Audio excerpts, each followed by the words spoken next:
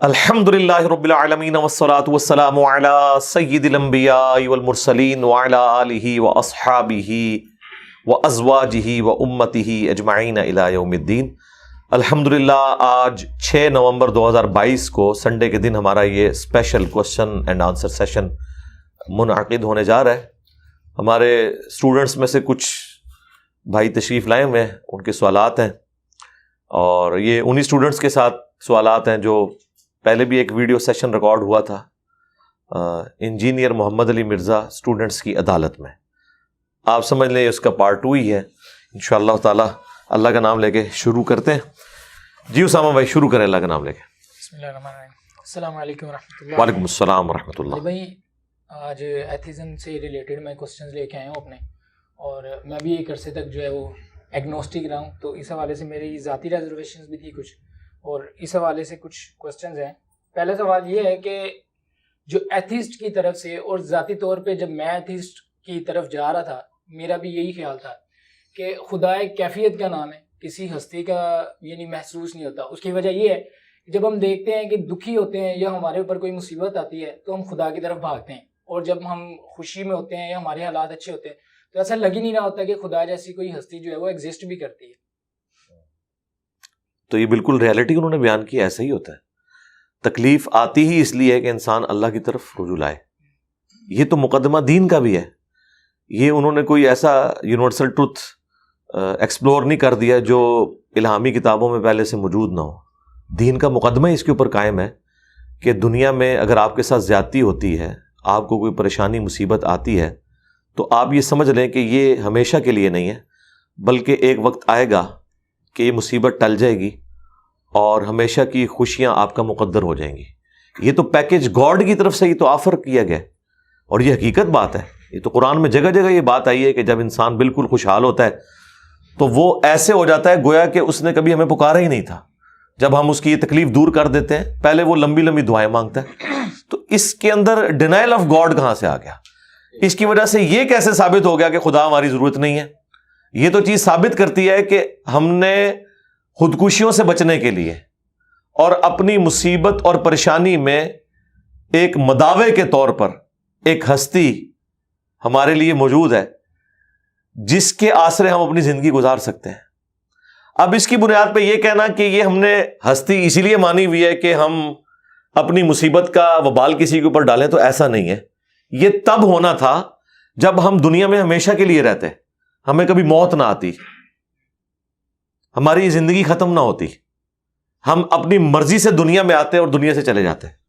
جب ہم اتنے مجبور ہیں کہ نہ ہم نے اپنے ماں باپ چوز کیے، نہ ہم نے اپنا علاقہ چوز کیا، نہ اپنی زندگی کی لینتھ چوز کی، نہ اپنا رنگ چوز کیا، نہ اپنے سرکمسٹانسز چوز کیے، گیون سرکمسٹانسز میں ہم دنیا میں آئے نا، تو ہم تو اتنے مجبور تھے اس حوالے سے۔ جس ہستی نے ہمیں پیدا کیا اس نے ڈیسٹنی میں ہمارے لیے یہ مقرر کیا گیون سرکمسٹانسز۔ اب اس ہستی کی پناہ میں ہم اس لیے آتے ہیں کہ اب آئندہ کے لیے کوئی اس کی ریکوائرمنٹ ہے، تو جس ہستی نے میری مرضی کے بغیر مجھے پیدا کیا اور مجھے اس پلانٹ ارتھ کے اوپر پٹ کر دیا، وہ آئندہ بھی میرے ساتھ کچھ بھی کر سکتا ہے، تو میں اسے تلاش کروں اور اس کی ریکوائرمنٹس کو پورا کروں۔ تو یہ تو دین کا مقدمہ کھڑے ہی اس کے اوپر ہے۔ ہم بالکل یہ کہتے ہیں کہ ایسا ہی ہے کہ ہم مصیبت اور پریشانی میں بجائے خودکشی کرنے کے اور مایوسی کی زندگی گزارنے کے ایک ہیپی زندگی گزاریں کہ ہم دنیا میں اللہ کو رسپانس کریں، ہمیشہ کی کامیابیاں ہمارا مقدر ہوں گی۔ اور اس کے پیچھے دیکھیں، اس جذبے کے پیچھے جو اللہ تعالیٰ کی ذات ہے، یہ کتنی بڑی نعمت ہے یہ عقیدہ ہمارے لیے کہ ہمیں چاہے کیمرے کی آنکھ دیکھ رہی ہو یا نہ دیکھ رہی ہو، ہم تب بھی کسی کے ساتھ زیادتی کرنے کے لیے تیار نہیں ہوتے کہ ہمیں اکاؤنٹیبل ہونا ہے اللہ تعالیٰ کی بارگاہ میں۔ وہ تو ہمیں دیکھ رہا ہے نا، اسی لیے خلوت ہو یا جلوت ہو ہم کسی کے ساتھ زیادتی کرنے کی کوشش نہیں کرتے۔ آپ دیکھ لیں یورپ میں یا امریکہ میں آپ کو جو امن نظر آ رہا ہے وہ قانون کی حکمرانی کی وجہ سے۔ آج آپ وہاں پہ قانون ڈھیلا کر دیں تو آپ دیکھیں وہاں پہ کیا ہوتا ہے۔ 2 منٹ کے لیے بجلی چلی جائے تو کیا کچھ نہیں ہوتا، لیکن ہمارے ان ملکوں میں تو ایسا نہیں ہوتا۔ یہاں پہ جو لوگ گناہ سے جرم سے بچ رہے ہیں تو خدا کے تعارف کی وجہ سے بچ رہے ہیں۔ تو اوورآل تو ہم نے دیکھا ہے کہ اللہ تعالیٰ کا چیک انسان کے اوپر ایک ایسا چیک ہے جو ہر وقت اس کے ساتھ لگا ہوا ہے۔ خواہ کیمرے کی آنکھ اسے دیکھ رہی ہے یا نہیں دیکھ رہی، اس کے اوپر کوئی قانون ہے یا نہیں ہے، تو یہ نیگیٹو پوائنٹ بنا کے تو نہیں پیش کرنا چاہیے۔ ہاں اگر ہم موت کا شکار نہ ہوتے، ہمیں کوئی دکھ پریشانی نہ آتی اور اس دنیا میں ہم ہمیشہ رہتے، پھر خدا ہماری ضرورت نہ ہوتی۔ لیکن اب تو دیکھیں موت کی تلوار ہمارے اوپر لٹک رہی ہے، اس کے بعد اس نے وہی کچھ کرنا ہے جو اب اس نے کر دیا۔ آج بھی دیکھیں سائنس کی ترقی کے باوجود کیا انسانوں نے مرنا چھوڑ دیا ہے، یا بیمار ہونا چھوڑ دیا ہے، یا بچے کسی اور طریقے سے پیدا ہو رہے ہیں؟ اب سارے کے سارے معاملات رشتے وہی ہیں۔ اسی لیے الہامی کتابیں کبھی پرانی بھی نہیں ہوتی، کیونکہ یہ سوشل ویلیوز کو، اخلاقیات کو ڈیل کرتی ہیں۔ باقی ساری کی ساری تھیوریز آپ دیکھتے ہیں وقت کے ساتھ ساتھ امپروو کرتی ہیں، لیکن مذہب کبھی پرانا نہیں ہوتا۔ آپ الہامی کتابیں چاہے قرآن سے پہلے کی اٹھائیں چاہے بعد کی، بیسک تعلیمات آپ کو وہی ملیں گی، وہ آج بھی انسان کی ضرورت ہے۔ تو چونکہ خدا ہماری ضرورت ہے، اس لیے کہ ہمیں موت آ جاتی ہے، اس نے ایک ایکٹیویٹی تو پرفارم کر دی ہے کہ ہماری مرضی کے بغیر ہمیں یہاں پہ پٹ کر دی ہے۔ اب آگے بھی جو اس نے کرنا ہے وہ کر گزرنا ہے، ہمارے ساتھ کوئی ہمدردی کے دو بول بھی نہیں آگے بول سکتا۔ یہاں پہ بھی آپ دیکھ لیں، جو شخص بستر مرگ پر ہوتا ہے تو جتنے لوگ عیادت کے لیے آئے ہوتے ہیں وہ اس کی تکلیف تو نہیں بانٹ رہے ہوتے کہ آج کے دن کی جو 100% تکلیف ہے اس میں سے 10% یہ بھائی اٹھائیں گے، 10% یہ اٹھائیں گے، 10% اور یہ 100 پورا ہو جائے۔ نہیں، وہ اکیلا بندہ ہی تکلیف کاٹ رہا ہے، اس کے بیوی بچے بھی وہ تکلیف میں اس کو شیئر نہیں کرتے، اور وہ اکیلا تکلیف کاٹ کے دنیا سے چلا جاتا ہے۔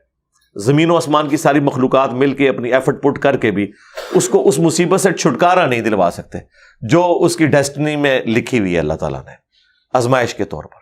لیکن آخرت کی کامیابیاں اگر اس کا مقدر ہوئی ہیں تو پھر یہ 50 60 70 80 100 سال کی قربانی کے بعد ہمیشہ کی کامیابیاں اگر مقدر ہو جائیں تو یہ تو بہت سستا سودا ہے۔ اسی کو اللہ تعالیٰ نے فرمایا کہ ہم نے مومنین کی جانیں اور مال جنت کے بدلے میں ان سے خرید لیے ہیں، اس بیعت کے اوپر، اس تجارت کے اوپر خوشیاں مناؤ۔ یہ کتنا بڑا سودا تم نے کر لیا کہ جان اور مال اللہ کو دے کے ہمیشہ کی کامیابیاں تمہارا مقدر ہو رہی ہیں۔ الحمدللہ۔ کیا اللہ تعالیٰ کو ڈھونڈنا فطری ضرورت ہے؟ مطلب گاڈ کو ڈھونڈنا فطری ضرورت ہے؟ اور کوئی مضبوط اعصاب والا بندہ ہوتا ہے یا جس کے پاس مال زیادہ آتا ہے تو وہ کہتا ہے کہ مجھے تو اس کی ضرورت ہی محسوس نہیں ہوتی خدا کو ڈھونڈنے کی۔ وہ ویسے بہانہ کرتا رہے، ضرورت محسوس نہیں ہوتی۔ اگر ضرورت محسوس نہیں ہوتی تو مال ہی سے اپنا سارا کام چلا دے۔ کبھی آپ نے کسی مالدار شخص کو دیکھا ہے کہ وہ دنیا سے کنارہ کش ہو کے تو جا کے جنگلوں میں اکیلا رہنا شروع کرتے؟ وہ نیشنل جغرافک اور ڈسکوری چینل پہ ہی آپ کو چاند ایک پاگل نظر آتے ہیں، وہ بھی صرف ویڈیو بنانے کے لیے، اور وہاں پہ بھی آخری دنوں میں وہ رو رہے ہوتے ہیں اپنے بیوی بچوں کی یاد میں۔ آپ دیکھتے ہیں نا، وہ ایک نیکڈ والا پروگرام لگتا تھا، وہ کس طرح ان سے 40 دن وہ مشکل سے گزرتے تھے۔ تو انسان کو اللہ تعالیٰ نے خاندانی نظام کے اندر جکڑا ہوا ہے۔ ایک انسان دوسرے انسان کی ضرورت ہے، یہ رشتے ہماری ضرورت ہیں، ماں باپ، اولاد، بہن بھائی، یہ سارے کے سارا معاشرہ۔ تو خالی دولت تو سب کچھ نہیں ہے۔ جب وہ ضرورت ہے تو پھر انسان کے ساتھ غم بھی لاحق ہے۔ کسی کا جوان بچہ مر جائے گا، کسی کی ماں مر جائے گی، کسی کا محبوب اسے دھوکہ دے جائے گا، تو اس کے بعد کیا وہ خودکشی کر لے گا؟ نہیں۔ کیا صرف پیسے کے سہارے وہ زندگی گزار لے گا؟ نہیں، بلکہ وہ صبر و شکر کر کے اپنی زندگی کو آگے گزارنے کی کوشش کرے گا کہ ٹھیک ہے، اگر میرے ساتھ یہ معاملہ ہوا تو میں آندہ آنے والی اپنی زندگی کو دنیا میں یا آخرت میں دونوں کو بیسٹ طریقے سے گزارنے کی کوشش کروں۔ آپ تو دیکھیں موٹیویشنل جو سپیکر ہیں اتنی کمائیاں کیوں کر رہے ہیں؟ اصل میں جو موٹیویشن ہے وہ ریلیجن ہی تو آپ کو دیتا ہے۔ کانسیپٹ آف گاڈ یہی ہے کہ آپ نے دنیاوی تکالیف یا خوشیوں کے اندر کس طریقے سے ریئیکٹ کرنا ہے، کیونکہ خوشی پرماننٹ نہیں ہے دنیا میں۔ کون سا انسان ہے جو یہ دعویٰ کرے کہ میرے ساتھ خوشی پرماننٹلی اٹیچ ہے؟ کون سا انسان ہے جو یہ دعویٰ کرے کہ میرے ساتھ غم پرماننٹلی اٹیچ ہے؟ یہ فیزز چینج ہوتی رہتی ہیں۔ جب یہ فیزز چینج ہوتی ہیں تو پھر انسان کو ہر وقت اللہ تعالیٰ کی ضرورت ہے، گاڈ کی ضرورت ہے کہ اس کے ساتھ اپنا تعلق بنائے رکھیں۔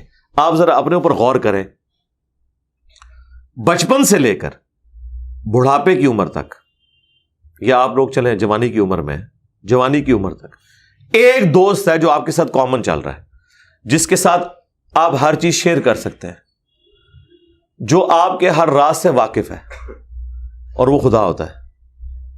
اور دیکھیں آپ کو کبھی فیل بھی نہیں ہوتا اس حوالے سے کہ اگر آپ کا تعلق اپنے رب کے ساتھ مضبوط ہے تو آپ جب کبھی تکلیف میں وقت گزار رہے ہوتے ہیں تو آپ اس اللہ کی طرف رجوع لاتے ہوئے ساتھ ساتھ شکر کے جذبات میں بھی ہوتے ہیں کہ اگر آج میرے پہ یہ آزمائش آئی ہے تو اس سے پہلے یہ میرا وقت بھی تو میرے رب نے بڑا اچھا گزارا ہے، آنے والا وقت بھی انشاءاللہ تعالی بہتر ہو جائے گا۔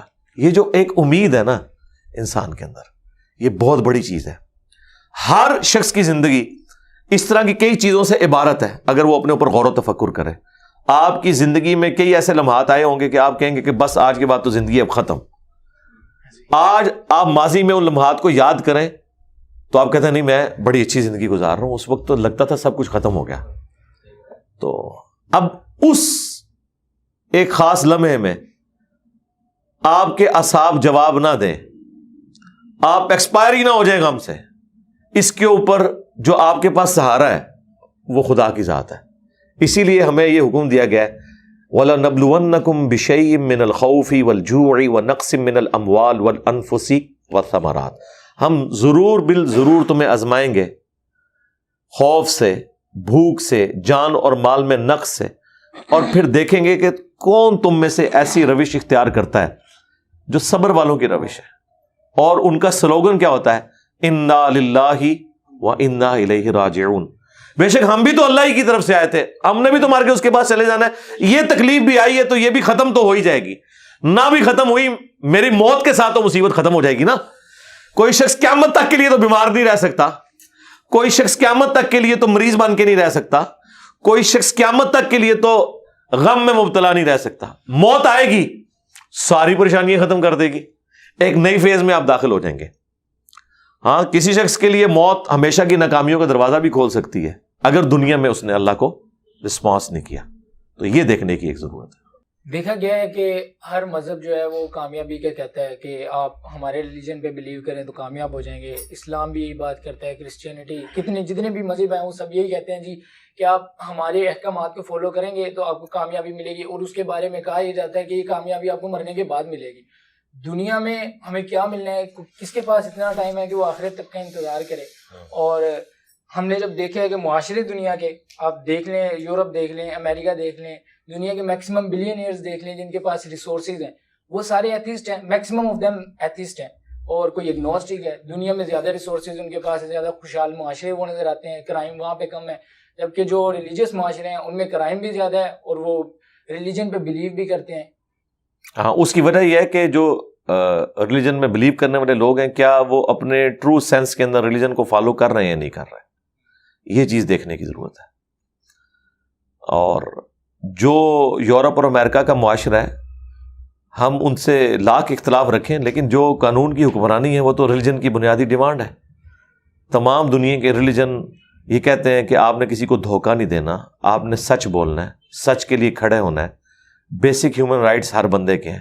یہ تو سارے ریلیجن یہی بات کرتے ہیں۔ اب پریکٹیکلی جتنی بھی اخلاقی تعلیمات ہیں یہ سب کے سب، میں یہ لفظ نہیں بولتا کہ چوری کی ہیں انہوں نے الہامی کتابوں سے، لیکن ڈیڈکٹ تو وہیں سے کی ہوئی ہیں۔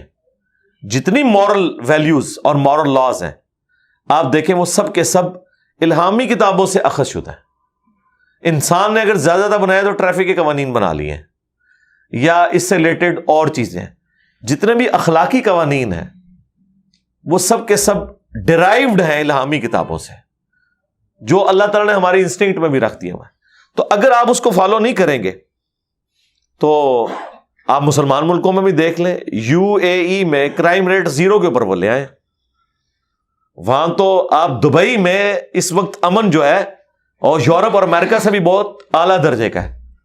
آپ گاڑی کو اس طرح چھوڑ کے چلے جائیں کچھ بھی نہیں ہوگا، کوئی کچھ نہیں کرتا کیونکہ اسے پتہ پکڑا جائے گا۔ تو اس کا مطلب ہے کہ دنیا میں سکون کے لیے یا قانون کی حکمرانی کے لیے مسلمان یا کافر ہونا ضروری نہیں ہے، بلکہ اس چیز کو فالو کرنا ضروری ہے۔ جو فالو کرے گا وہ اس کے رزلٹ حاصل کر لے گا۔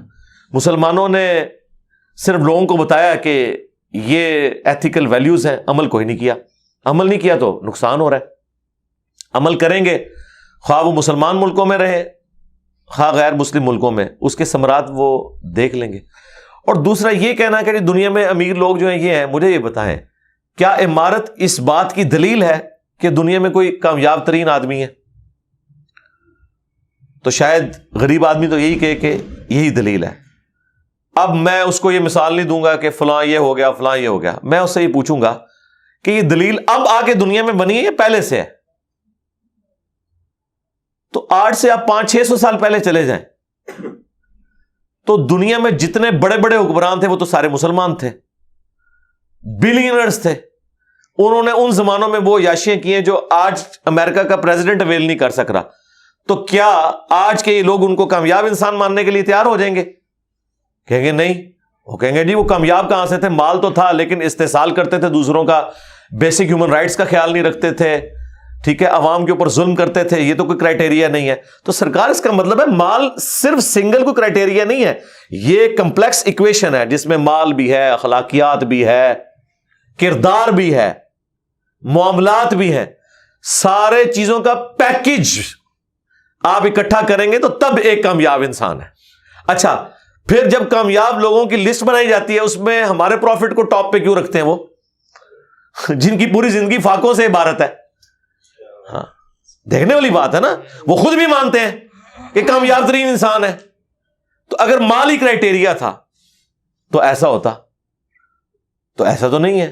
باقی آپ جتنے آج کل بڑے بڑے کرائٹیریا سمجھتے ہیں ان میں سے کافی ساری چیزیں تو نبی الاسلام کے حق میں آپ کو نظر ہی نہیں آئیں گی. لیکن لیگیسی چھوڑی ہے اپنی، انقلاب ایسا چھوڑا ہے کہ باقی انقلاب تو 100 سال کے بعد چلے ہی نہیں. دنیا کا ہر انقلاب 100 سال کے اندر ختم ہو جاتا ہے.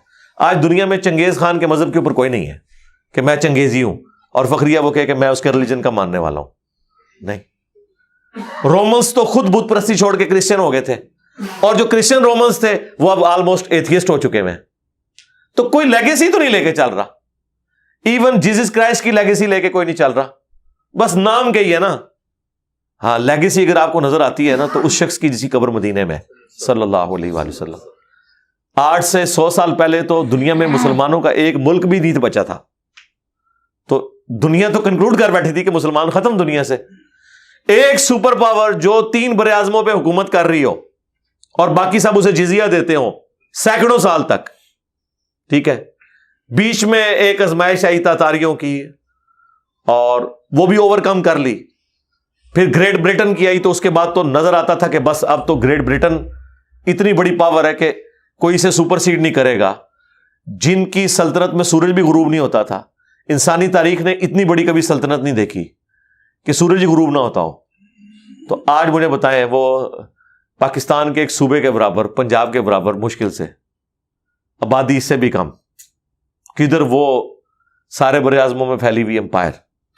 اچھا جب انہوں نے یہ سارے کا سارا کلونین پاورز نے رول کر لیا، مسلمانوں کو بھی ختم کر کے رکھ دیا، حکومتوں کو، تو وہ تو شاید سمجھے تھے کہ ہم نے مسلمانوں کی یا اسلام کی یا نبی الاسلام کی لیگیسی ختم کر دی ہے. سرکار آج پھر 58 ملک ہیں اسلامی، ٹھیک ہے، اور ان کے حکمران جس طرح کے بھی ہوں، آج بھی ملینز آف پیپل مکے میں جا کے حج کرتے ہیں، 5 وقت نماز پڑھتے ہیں، اس طرح کی توحید رکھتے ہیں جو آج سے آلموسٹ 1400 سال پہلے قرآن کے اندر اللہ کے نبی الاسلام کو دی گئی اور انہوں نے اپنے صحابہ اہل بیت میں ٹرانسفر کی.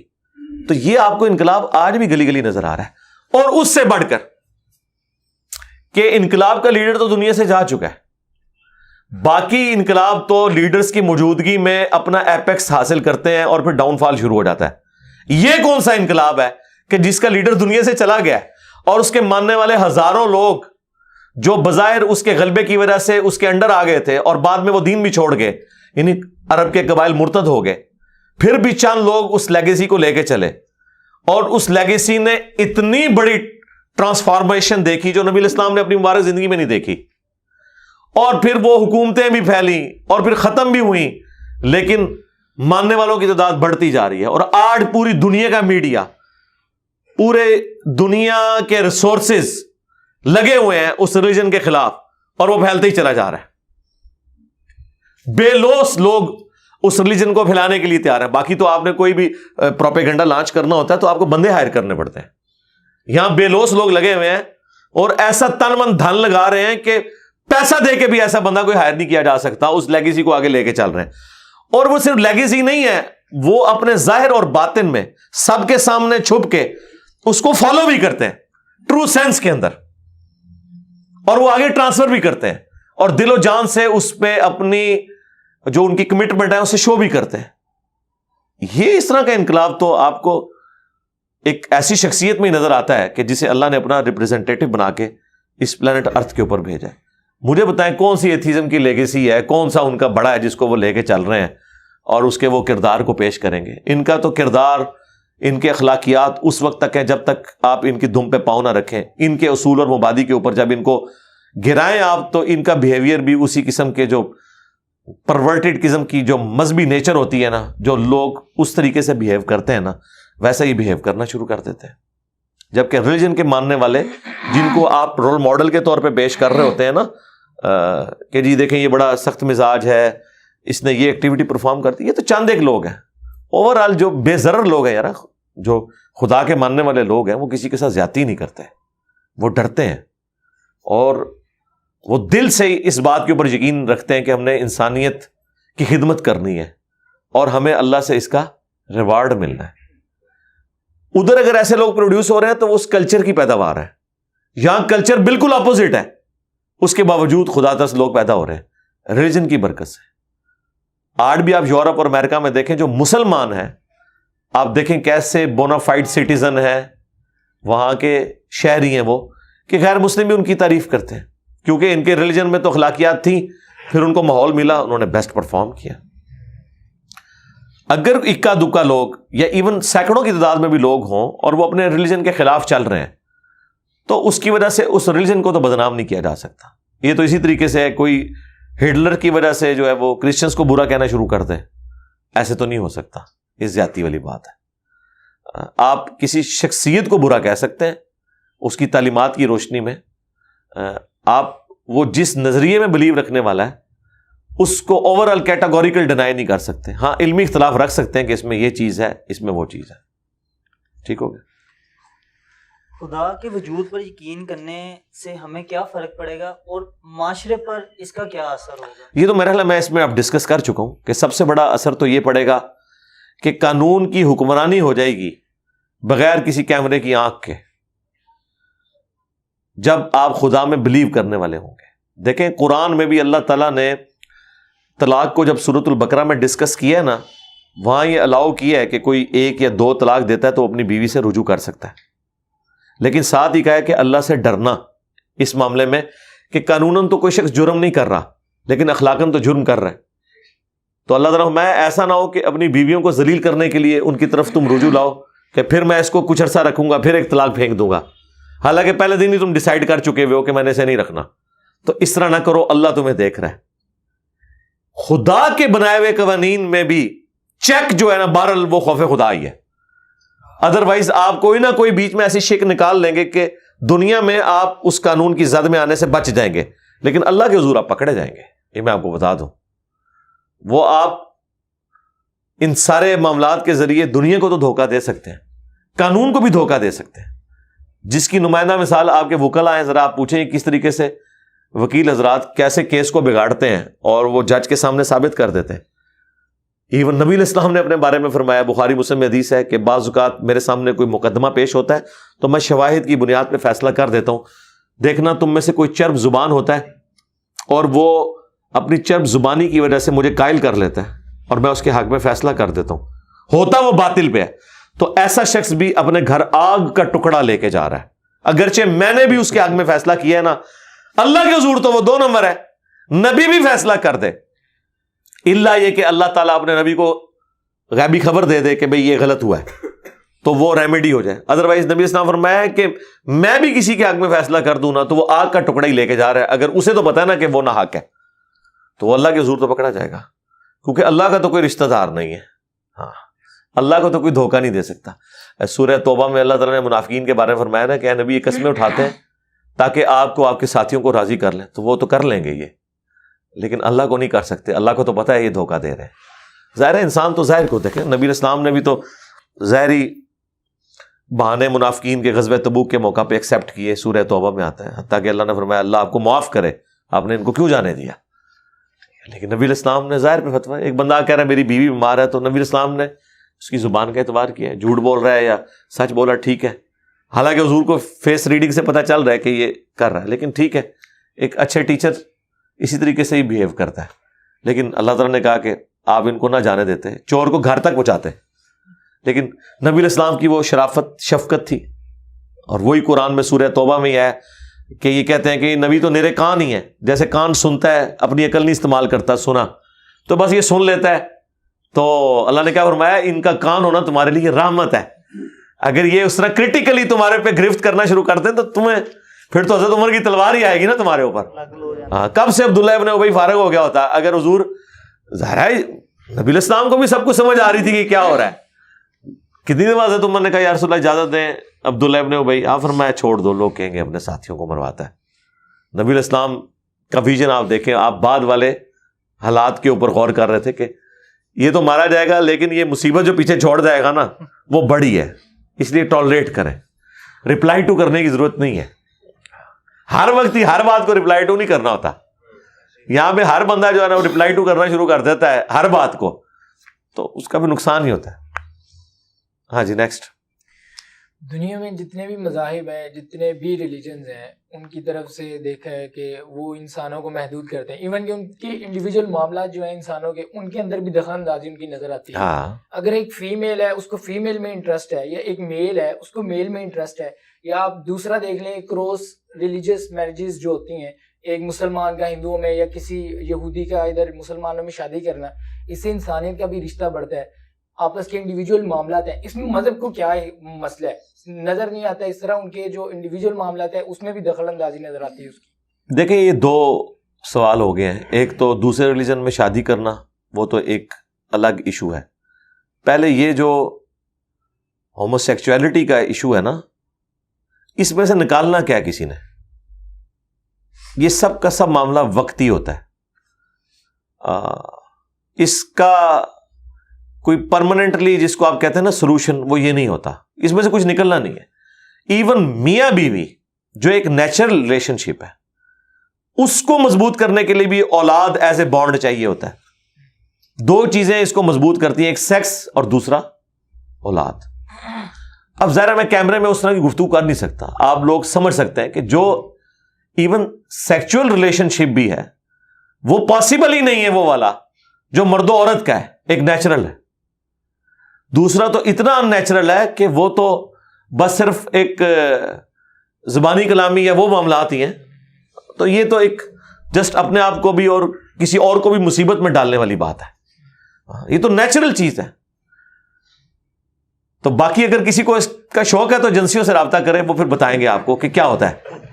تو یہ ہے ہی ان نیچرل ہے، اور اس میں سے کچھ نکلتا بھی نہیں، اور جس ٹیسٹ کے لیے وہ کر رہے ہیں وہ بھی نہیں نکلنا. ہاں، کچھ بھی نہیں نکلنا اس میں سے سوائے ذلت اور خواری کے. ٹھیک ہے. اور انسانیت اور خاندانی نظام، یہ ساری کی چیزیں کب چلیں گی؟ جبکہ وہ پراپر ریلیشن شپ ہوگا جو مرد و عورت کا ہے، جو اللہ تعالیٰ نے بنایا. جو دیکھیں نا، حضرت لوط علیہ السلام کا واقعہ قرآن میں 6-7 جگہ بیان ہوا ہے. سورۃ الاعراف کے اندر بیان ہوا، سورۃ الحجر کے اندر بیان ہوا، سورہ ہود کے اندر تفصیل کے ساتھ بیان ہوا. وہاں پہ بھی دیکھیں لوط علیہ السلام کیا کہتے ہیں کہ یہ میری قوم کی بیٹی ہیں، اللہ نے تمہارا ریلیشن شپ ان کے ساتھ رکھا ہے، اگر تمہیں کچھ کرنا ہے تو یہ اللہ نے ایک نکاح کا سلسلہ رکھا ہے. یہ ان نیچرل ہے. اور وہ دیکھیں وہ ہوتا بھی وقتی ہے، وقتی طور پہ ہوا، وہ چل نہیں سکتا، نہ اس میں وہ تسکین یا وہ سارے معاملات ہیں جو نیچرل کے اندر ہے. اب یہ چیز ایک شادی شدہ بندہ زیادہ آسانی سے سمجھ سکتا ہے، کنوارے لوگوں کو تو اس بات کی سمجھ آ ہی نہیں سکتی. تو لہٰذا یہ ہے ہی ان نیچرل. اب رہ گیا دوسرے مذہب کے لوگوں میں وہ شادی والا معاملہ. تو ہم مذہب کیا، ہم تو ود ان ریلیجن بھی ایک جو کفر والا معاملہ ہے اس کو سمجھتے ہیں لاجیکلی کہ اس کے بغیر یہ ریلیشن شپ آگے چل نہیں سکتا. دو مسلمان بھی ہیں لیکن کفر میں فرق ہے، ایک پی ایچ ڈی ہے، ایک بالکل ان پڑھ ہے.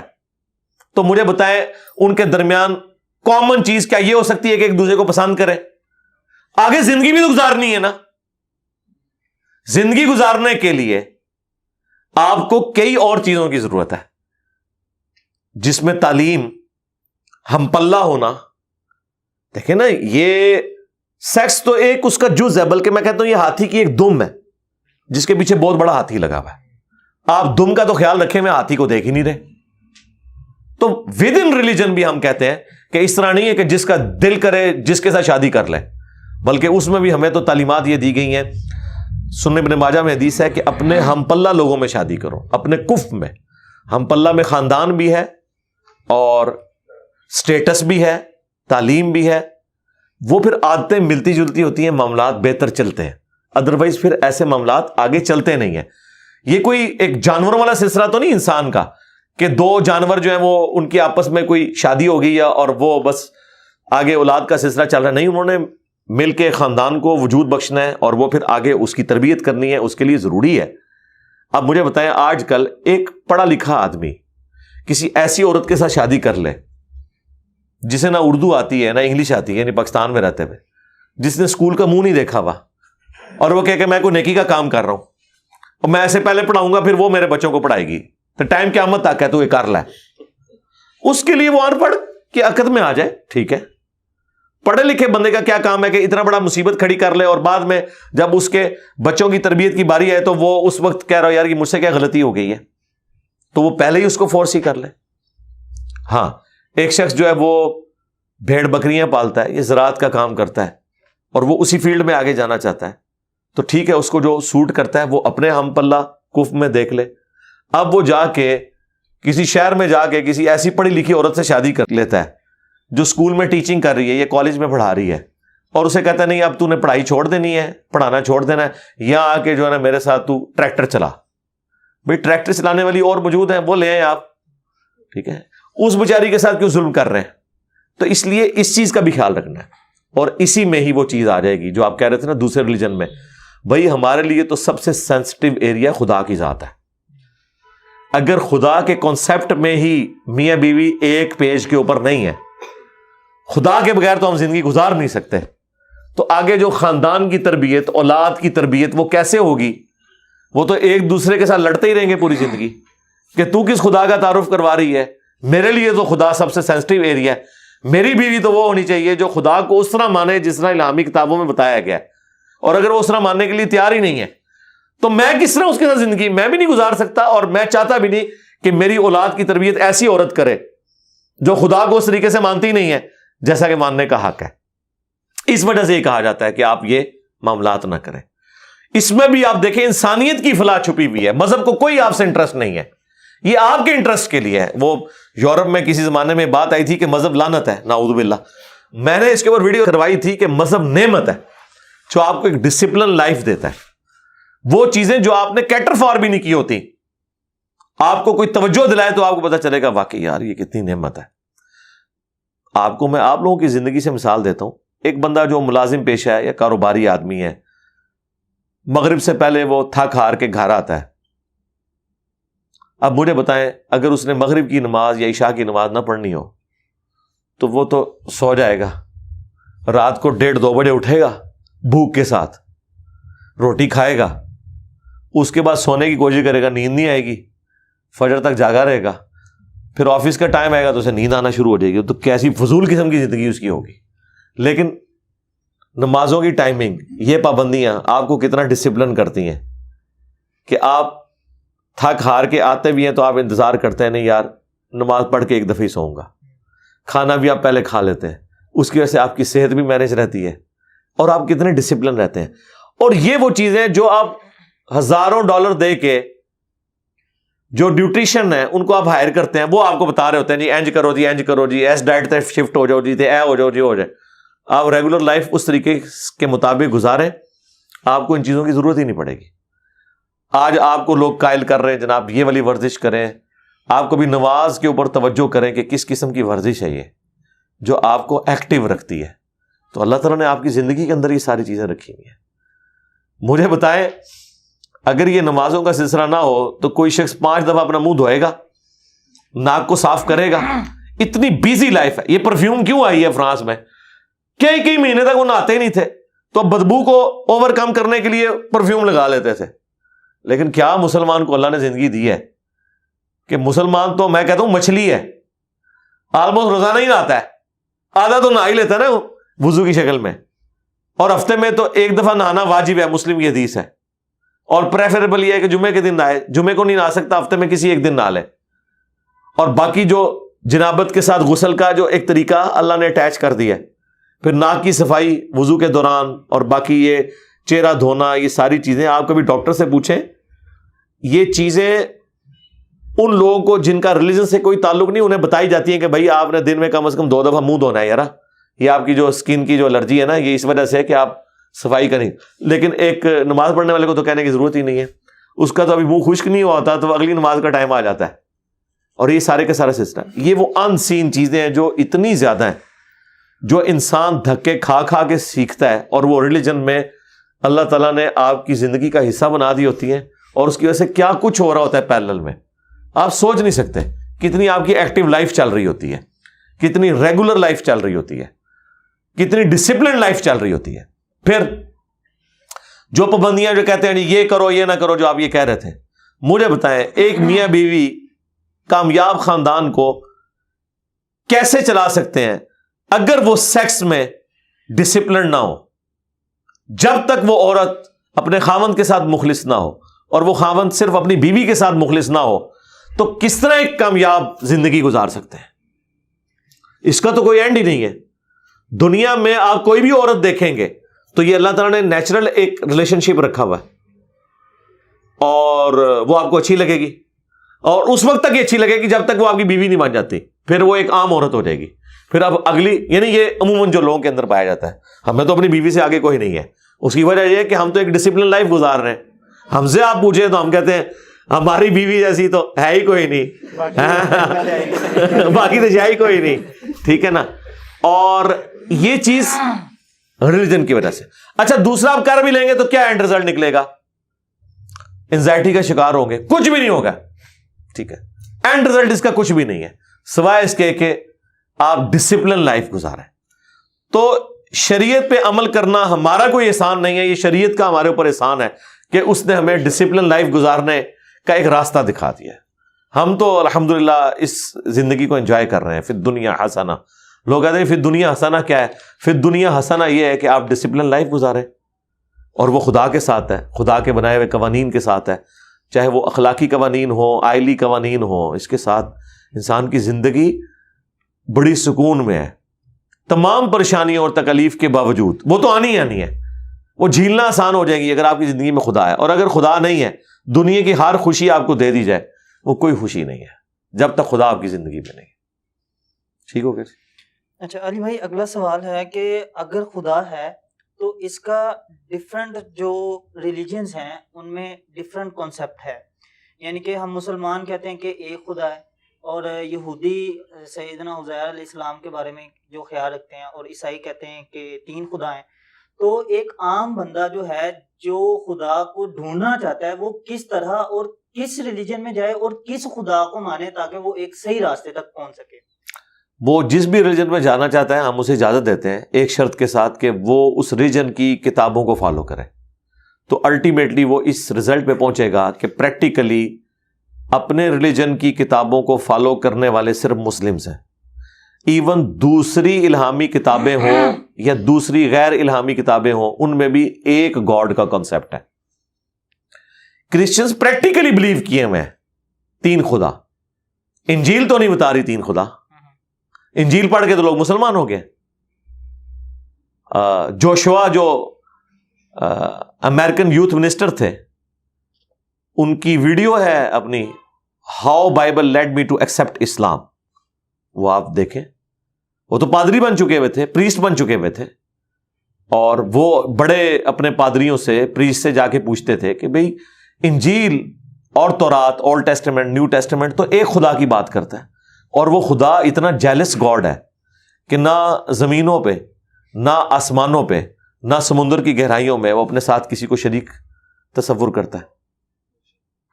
تو ایک خدا، ہم کیوں 3 خدا مانتے ہیں؟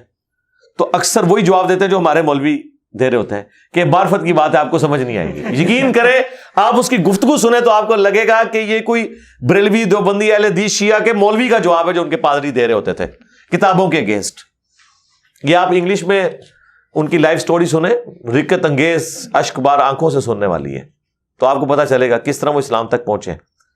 تو آپ یہودیوں کا ذکر کر رہے ہیں، یہودی اس وقت تو پریکٹیکلی یہودی تو ایک خدا کے ہی ماننے والے ہیں، ایون سکھ بھی ایک خدا کے ماننے والے ہیں.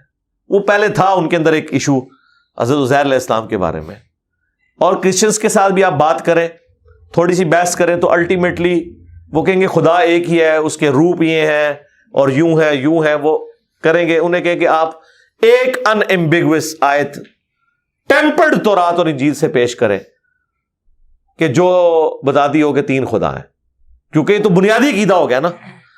اور قرآن پورے کا پورا سینٹرڈ اراؤنڈ توحید ہے. ہمیں کوئی آگے کہنا کوئی ایک ان ایمبیگوس آیت بتائیں کہ ایک خدا ہے, ہم کہیں گے کوئی سا سبق کھول لو, ساری ان ایمبیگوس ہے, بالکل واضح ہے, غیر مبہم ہے کہ ایک خدا ہے. ڈاکٹر ذاکر نائک نے ایک ویڈیو ریکارڈ کروائی تھی بہت پہلے بھی, انہوں نے اردو میں بھی انگلش میں بھی, کانسیپٹ آف گاڈ. تمام ریلیجنز میں جو دنیا میں جتنے ورلڈ ریلیجن, ان کے اسکرپچرز کے اندر, ان کی کتابوں کے اندر جو ایک خدا کا کانسیپٹ ہے, تو پریکٹیکلی ایک خدا کا ہی کانسیپٹ پایا جاتا ہے تمام ریلیجن کی کتابوں کے اندر. اب پریکٹیکلی وہ اس کے اوپر عمل نہیں کر رہے, تو پھر آپ مزید ڈیپ کریں گے تو الٹیمیٹلی اسلام تک اس لیے پہنچیں گے کہ اسلام نے کسی اور ریلیجن کا ڈینائل تو کیا ہی نہیں ہے. اسلام یہ کہہ رہا ہے کہ باقی جتنے ریلیجن ہیں جو الہامی ہیں وہ یہی تعلیمات دیتے تھے, اور اسی کی ہی ایک سمجھ لیں فائنل ورژن, فائنل ٹیسٹمنٹ قرآن اور نبی الاسلام کی مبارک دعوت ہے. مجھے بتائیں کس مسلمان نے دنیا میں یہ دعویٰ کیا ہے کہ اسلام کے بانی محمد رسول اللہ ہے؟ ہم نے تو کبھی کہا, ہم تو سٹارٹ ہی کہتے ہیں آدم سے لے کے عیسیٰ تک علیہ السلام اجمعین, اور اس کے بعد خاتم النبیین محمد رسول اللہ صلی اللہ علیہ وآلہ وسلم. ہم نبی الاسلام پر ایمان لانے کو بھی اتنا ہی ضروری سمجھتے ہیں جتنا اگلے انبیاء کو, اور اگلے انبیاء کو بھی ماننا اتنا ہی ضروری سمجھتے ہیں جتنا کہ اپنے نبی کو صلی اللہ علیہ وآلہ وسلم. ہم تو تمام ریلیجن کے ماننے والے ہیں, اور ٹرو کانسیپٹ جو گاڈ کا ہے ان میں موجود ہے, اور ان الہامی کتابوں میں آخری پیغمبر کی پیش گوئیاں بھی موجود ہیں. اگر آپ کو تورات اور انجیل یہ بتا رہی ہو کہ جب وہ آخری نبی آئیں گے تو آپ نے ان پر ایمان لانا ہے, اور وہ عیسیٰ ابن مریم کا نام دنیا میں روشن کریں گے, اور ان کے منہ میں اللہ اپنا کلام ڈالے گا, اور وہ اپنی خواہش سے کچھ نہیں کہیں گے, وہ وہی کہیں گے جو اللہ ان کو وہی کرے گا. یہ آیات تو قرآن میں بھی ہے, وَمَا يَنطِقُ عَنِ الْهَوَىٰ إِنْ هُوَ إِلَّا وَحْيٌ يُوحَىٰ, جو آپ کو گاسپل آف جان میں ڈیوٹرانومی چیپٹر میں تورات کے اندر اولڈ ٹیسٹمنٹ میں ملے گا. یہ ساری باتیں قرآن میں ہیں, اور یہ ان کے لیے ایک بڑی یونیک بات تھی, کیونکہ اگلے انبیاء کی جو کتابیں ہیں وہ سلیبس کی شکل میں انہیں دی جاتی تھی. یہ ان کے لیے بڑی حیران کن بات تھی کہ ایک پروفٹ ایسا بھی آئے گا جسے سلیبس نہیں دیا جائے گا, بلکہ 23 سال تک مسلسل جب بھی کوئی ایشو ہوگا اس کے دل کے اوپر بات اترے گی اور وہ لکھوائے گا. یہ کسی پیغمبر کے ساتھ نہیں ہوا. اس لیے نبی امی کی نشانیاں تمام الہامی کتابوں میں یہ ہے کہ آخری وہ ہوگا جو امی ہوگا, اسے کوئی کتاب نہیں دی جائے گی جو لوگوں کو دے گا سلیبس کے طور پہ, بلکہ اس کے سینے پہ کلام اترے گا, پھر وہ لکھوایا کرے گا, اس کے منہ سے خدا بولے گا. یعنی یہ اس فارم میں نہیں جو صوفیہ کلیم کرتے ہیں, مراد یہ کہ اللہ ان کے دل پر القاء کرے گا اور وہ اپنی زبان سے اس کلام کو بیان کریں گے. یہ نبی الاسلام کی نشانیاں بتائی گئی تھی. تو وہ تو آپ similarities between Christianity and Islam, similarities between Hinduism and Islam, یہ ڈاکٹر ذاکر نائک کی ویڈیوز, ایون احمد دیداس صاحب کی ویڈیوز بھی آپ دیکھیں تو آپ کو کئی ایک کامن چیزیں مل جائیں گی. الٹیمیٹلی خدا کے کانسیپٹ پہ ہی آپ آئیں گے کہ ٹرو مانوں میں خدا کے ماننے والے.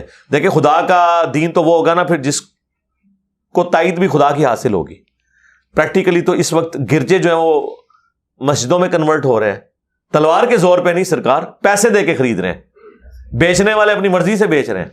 یہ کون سا دین ہے جو ایسا سپر سیڈ کر رہا ہے کہ گرجے جو ہیں وہ تلوار سے فتح نہیں ہو رہے ہیں بلکہ دعوت سے فتح ہو رہے ہیں. اس دعوت کی سچائی ہے.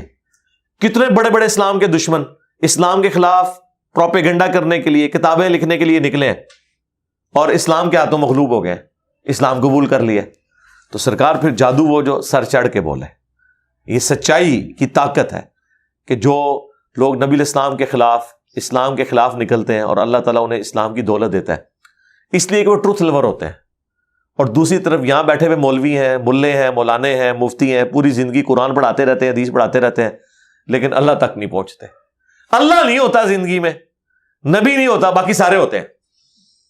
اور ایک وہ لوگ ہیں جو اللہ اور اس کے نبی کے دشمن بن کے نکلتے ہیں لیکن تلاش میں ہوتے ہیں سچائی کے. اللہ تعالیٰ انہیں حق تک پہنچا دیتا ہے. ان کی اس تڑپ, اور یہ اللہ کا وعدہ بھی ہے, اللہ نے اپنے اوپر خود لازم کر لیا ہے, والذین جاہدوا فینا لنہدینہم سبلنا. دیکھیں اللہ تعالیٰ نے کبھی بھی کسی کے ساتھ ضد نہیں لگائی سوائے اس شخص کے ساتھ جو خود اپنی آنکھیں بند کر لے.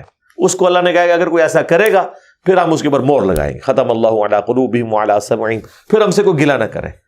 جو سورۃ الانعام کی آیت نمبر 110 ہے کہ ہم ان کی آنکھوں اور دلوں کو حق بات قبول کرنے سے پھیر دیں گے, جیسا کہ جب پہلی دفعہ ان کے سامنے حق آیا تھا تو انہوں نے ڈینائل کیا تھا اس کا. وَلَوْ أَنَّنَا نَزَّلْنَا إِلَيْهِمُ الْمَلَائِكَةَ, اب یہ حالت ہے کہ ان کے اوپر اگر فرشتے بھی نازل ہوں, مردے قبروں سے نکل کے ان سے باتیں کریں اور قیامت بھی ان کے سامنے قائم ہو جائے, تب بھی یہ ایمان نہیں لے کر آئیں گے, کیونکہ اللہ نے مہر لگا دی ہے. اچھا پھر آپ سوچ رہے ہوں گے یہ سب کچھ ہو جائے تو یہ کیا جواب دیں گے کہ مردہ نکل کے کہے کہ اسلام حق ہے اور تم غلط دین کے اوپر ہو. وہ بھی اللہ نے قرآن میں کہا ہے کہ اگر ہم آسمان سے ایک کتاب نازل کر دیتے, یہ اپنے ہاتھوں سے چھو لیتے اور دیکھتے کہ یوں نازل ہو رہی ہے, تب بھی یہ شک میں مبتلا ہوتے اور کہتے نہیں یہ ایسا ہو نہیں رہا, ہماری نظروں پہ جادو ہو گیا. یہ اللہ نے پھر بتایا کہ اس وقت مانا کیا لگانا تھا انہوں نے. ہاں جسے وہ کہتے ہیں نہیں یہ جو آپ 2812 بیان کر رہے ہیں اس کا مطلب یہ نہیں یہ ہے, سمجھ آئی. بلکہ ایک تو اس لیول تک گیا, اس نے کہا جی باغی کا مطلب تو ہے طلبگار, کہ تو ٹھیک ہے تہاڈا علاج یہی ہے, تسی یہی کرو, تہاڈے نال بھی یہی ہوندی ہے اور تسی اگے یہی کرو, ٹھیک ہے یہی. اب آپ کو پتا چلا کہ اگر بریلوی بشریت کو پیچھے کرنے کے لیے یہ کہیں کہ بشر ہوتا ہے شر اور با, تو ہم نبی کے ساتھ تو شر مان ہی نہیں سکتے, لہذا ہم نبی کو بشر نہیں مانیں گے. یہ ایک جاہل بریلوی عالم نے بات کی تھی. اوورال تو ظاہر ہے ان کا یہ عقیدہ نہیں, بشر بھی مانتے ہیں, نور بھی مانتے ہیں, ہم نور ہدایت کہتے ہیں, بشر بھی ہیں. اب با اور شین اور را کو جوڑ کے بشر سے کوئی شر والا نکال لے, یہ اسی طریقے سے ہے کہ 2812 میں تقتلہ الفئۃ الباغیہ یدعوہم الی اللہ ویدعونہ الی النار میں سے کوئی جو ہے باغی سے مراد جو ہے وہ حق کا طلبگار نکال لے, تو نکالتا رہے تو آڈا اشر بھی ہوتے نال ہی ہوئے. اسی یہی کہاں گے. ہاں جی. جب کوئی گوڈ کا ڈس بلیور یہ بات کرتا ہے کہ یہ سب کچھ چانس پہ پیدا ہوئے ہیں, سب کچھ خود بخود پیدا ہو گیا ہے, یا وہ جو کرولریز بنا کے بتایا جاتا ہے کہ اتنے چانسز میں سے یہ ہوا ہوگا تو اس طرح بن جائے گا, تو جو ریلیجیس پرسنز ہیں یا ریلیجیس کے ماننے والے ہیں وہ آگے سے کہتے ہیں کہ یہ پاسبل ہی نہیں ہے, یہ نیچرلی پاسبل نہیں ہے, سائنٹیفکلی پاسبل نہیں ہے. اور جب اس ایتھیسٹ کی طرف سے یہ سوال اٹھایا جاتا ہے کہ پھر گوڈ کہاں سے آ گیا, اس کو کس نے کریٹ کر دیا, تو پھر ریلیجیس لوگ جواب دیتے ہیں کہ وہ گوڈ خود سے آ گیا, ہمیں نہیں پتا, یا وہ خود بخود کریٹ ہو گیا. ایک طرف اپنے اصول ہمیں کہہ رہے ہیں کہ وہ خود سے کچھ کریٹ نہیں ہو رہا, اور جب ہم سوال کرتے ہیں تو پھر وہ کہہ دیتے ہیں کہ وہ خود سے کریٹ ہو گیا, اپنے اصول سے بھاگی جا رہے ہیں. یہ کون سے جاہل ریلیجیس لوگ ہیں جو کہتے ہیں خدا خود بخود آ گیا؟ خدا تو آیا ہی نہیں ہے, کبھی کوئی ایسا وقت ہی نہیں تھا کہ خدا نہیں تھا, خدا آیا ہی نہیں ہے, خدا تو ہمیشہ سے ہے. تو یہ پہلے تو کنسیپٹ کلیئر کریں, خدا آیا نہیں ہے, خدا ہمیشہ سے ہے. ہم اسے میتھمیٹیکلی ثابت کرتے ہیں. دیکھیں جو یونیورسل ٹروتھ اسٹیبلش ہو چکے ہیں اس کو تو آپ کوئی دوبارہ سے چیلنج نہ کریں. یعنی یہ یونیورسل ٹروتھ ہے کہ 2 + 2 = 4, ٹھیک ہے. اب اسے کوئی 5 یا 3 بنانے کی کوشش کرے تو ظلم پر مبنی کام کر رہا ہے. آپ دوبارہ سے ویل بھی انوینٹ کر لیں تب بھی یہ میتھمیٹیکل ایکویشن تو اپنی جگہ رہے گی. بالکل اس طریقے سے یہ چیز اسٹیبلش ہو چکی ہے کہ کائنات پہلے نہیں تھی تو آئی ہے. آپ کو پتا ہے کچھ عرصہ یہ نظریہ رہا ہے 17ویں اور 18ویں صدی میں کہ یہ اسٹیڈی اسٹیٹ کائنات ہے, ہمیشہ سے ایسے ہی چل رہی ہے. لیکن یہ اب نظریہ اپنی موت مر گیا. ہم جس ایرا میں بیٹھے ہیں نا یہ نظریہ ختم ہو چکا ہوا ہے. آج سے نہیں, بگ بینگ کے بعد سے, جب وہ ہبل نے وہ ٹیلیسکوپ کے ذریعے چیز دیکھی تھی 1920s میں. ہبل آپ کو پتا ہے ایک بہت بڑا سائنٹسٹ تھا امریکہ میں, اس نے ٹیلیسکوپ کے ذریعے جب یہ سٹارز کی موومنٹ دیکھی, اس کے اوپر میری تفصیلی ویڈیو بھی ہے, بلیک ہولز کے اوپر بھی آپ دیکھ لیں, اور فرام کریشن ٹو کریٹر بھی دیکھ لیں, اس میں نے بتایا تھا ہو از اللہ, اس میں بھی بتایا تھا. ہدایہ وکٹری چینل کے اوپر ہمارے بھائی نے دیکھیں کس طرح اس پہ ویلیو ایڈیشن کی ہے, وہ ساری ویڈیوز ہیں. تو ہبل نے یہ دیکھا کہ کائنات میں جتنے بھی یہ اجرام فلکی ہیں, یعنی آسمان پہ جتنے آپ کو سیارے ستارے نظر آ رہے ہیں نا, ان میں ایک کامن چیز یہ ہے کہ سب ایک دوسرے سے دور جا رہے ہیں. اور اس کے لیے اس نے اسپیکٹرم جب ڈرا کیا، اسپیکٹرم جب گریجولی کسی چیز کا لائٹ کا اسپیکٹرم ریڈ کی طرف شفٹ ہو، اٹ مینس کہ وہ آپ سے دور جا رہی ہے. تو یہ چیز لاجیکل تھی کہ جب یہ دور جا رہی ہے تو اس کو ٹائم میں ریورس کیا جائے تو کسی ایک جگہ سے شروع ہی ہوگی. یعنی میں ہاتھ میں کچھ بالز پکڑوں اور انہیں یوں پھینکوں، سارے ایک دوسرے سے دور جائیں گے.